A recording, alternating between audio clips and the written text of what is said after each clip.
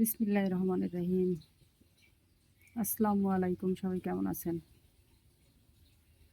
এখন পোয়া মাছ তো সবাই চেনেন, পোয়া মাছ রান্না করব। রান্না কি ভুনা করব।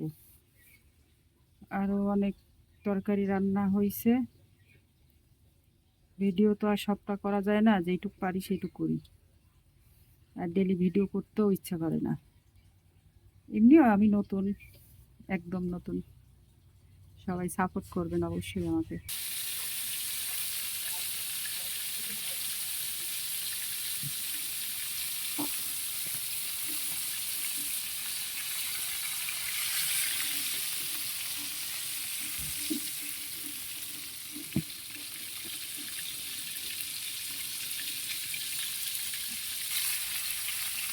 মাছের ভিতরে একটু ভেঙে গেছে, সমস্যা নেই, ধান দিতে অবশ্যই।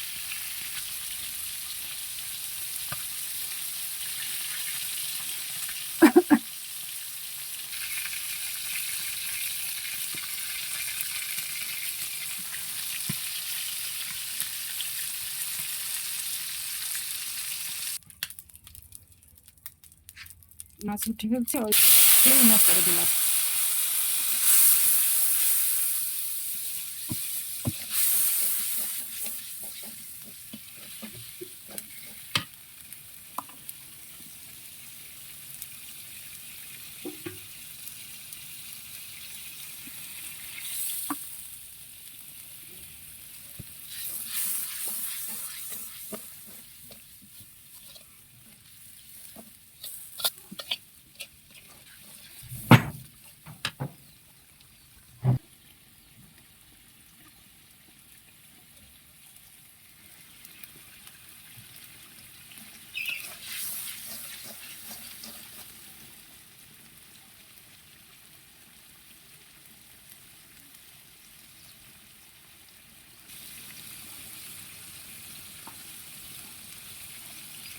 মশলা কষানো শেষ, তেল উঠে গেছে, পানি দিয়ে মাছ দিয়ে দেবো।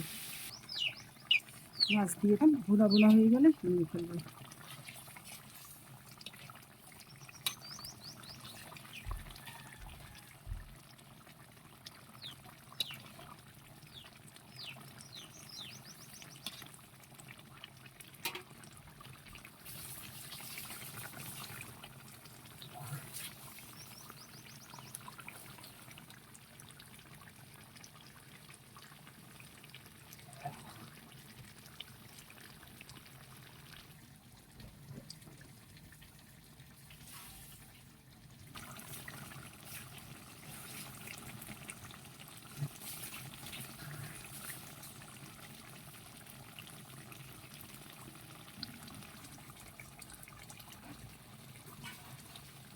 মাছটা হবে এক শুকনো ভুনা, ঝোল রাখবো, কারণ সাগরের মাছে ঝোল রাখতে ভালো লাগে না, শুধু ভাই ভুনা করলেই বেশ হয় খেতে।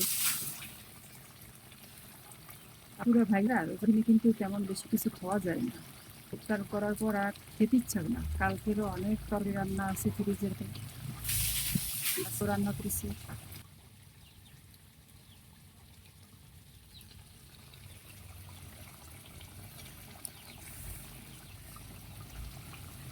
আর মাছ ভুনা প্রায় হয়ে এসেছে। কালারটা কেমন হয় সবাই সবাই কমেন্টস করে জানাবে। ভুল ত্রুটি হইলে অবশ্যই দেবেন।